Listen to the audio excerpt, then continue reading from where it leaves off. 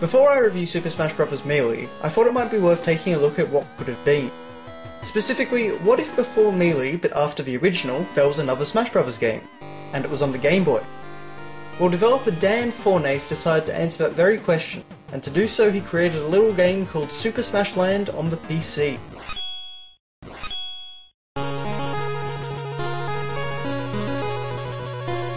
Super Smash Land is intended to be a quote-unquote demake of the original Super Smash Bros. Many fighting games in the 90s received ports to the Game Boy, which resulted in them having to be changed and in some respects downgraded to fit on the system.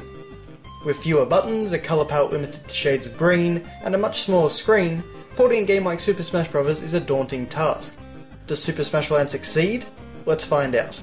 First off, you'll immediately notice that Land features only 4 characters from the original game: Mario, Link, Kirby, and Pikachu.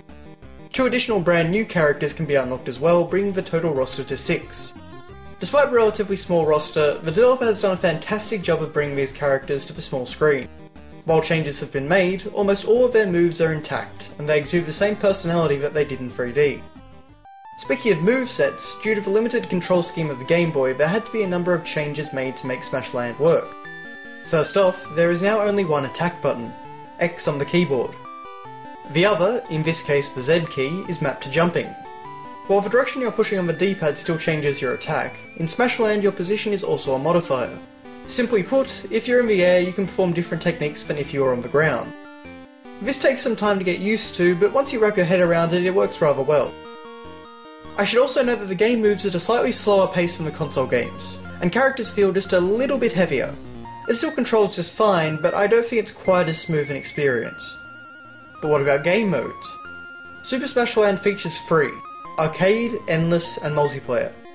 Arcade mode is essentially the single player from Super Smash Bros. On the N64, just a little bit smaller, being confined to 5 stages. While you do encounter a team of opponents, there is no Master Hand. Instead, you face one of the unlockable characters, none other than Mega Man himself. Yes, Super Smash Land did it first. He is a truly difficult opponent, and managed to defeat me numerous times. But more on that later. The next game type on offer is Endless Mode, which is pretty much what you'd expect. You are pit against a never-ending wave of opponents, the object being to get as high a score as possible. The game even supports an online leaderboard which you can upload your best scores to. It's a fun little distraction, and is very similar to a mode introduced in Super Smash Bros. Melee. The final game type, of course, is multiplayer, and Super Smash Land offers support for up to 4 players, and yes, as of version 1.1 you can use a controller. While I haven't had the opportunity to play with any other humans, fighting against the computer showed that the multiplayer mode worked just fine. There are even assorted of options for time and stock matches, tournaments, and stage hazards. While lacking some of the bells and whistles, it's a fully featured Super Smash Bros. Multiplayer mode. On top of all this, there are a ton of unlockables, 2 hidden characters, 6 hidden stages, and the Endless Mode. Speaking of the brand new characters, Vaporeon and Mega Man, they are some of the most unique roster entries in any Smash Bros. Game. Take Vaporeon. You can use her water attacks to leave puddles on the battlefield, which you can then teleport to using your up and B maneuver. Using her is all about laying traps for your opponents and waiting for the moment to strike. It's a really imaginative and interesting moveset. The only problem with Vaporeon and Mega Man is that I feel like they may be too strong. I already spoke about how Mega Man decimated me the first couple of times through, and the computer had a much harder time defeating me as Vaporeon than as any of the normal 4 characters. I would also like to mention the stages, over half of which are brand new and feature inventive hazards. For example, in the Tower of Heaven stage, text appears at the top of the screen with instructions like "Don't touch the gold blocks" or "Don't walk left." If you disobey these instructions, you'll take a small amount of damage.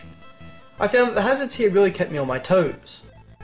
Visually, I think the developer has done a fantastic job on Super Smash Land. Every character is immediately identifiable, they animate very smoothly, and the game truly looks like something that could have existed on the original Game Boy. I also must commend Brendan Becker and Flashy Goodness, who both worked on the music. The compositions in Smash Land are fantastic arrangements of classic Nintendo and Smash Bros. Tunes, perfectly recreated for the Game Boy sound chip.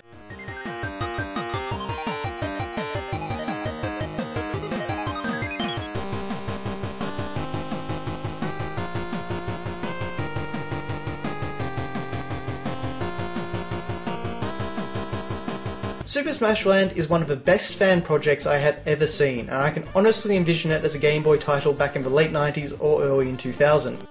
It's definitely a bit different than what we're used to, but if you've played the console trilogy and are looking for a new experience, I can heartily recommend downloading Super Smash Land.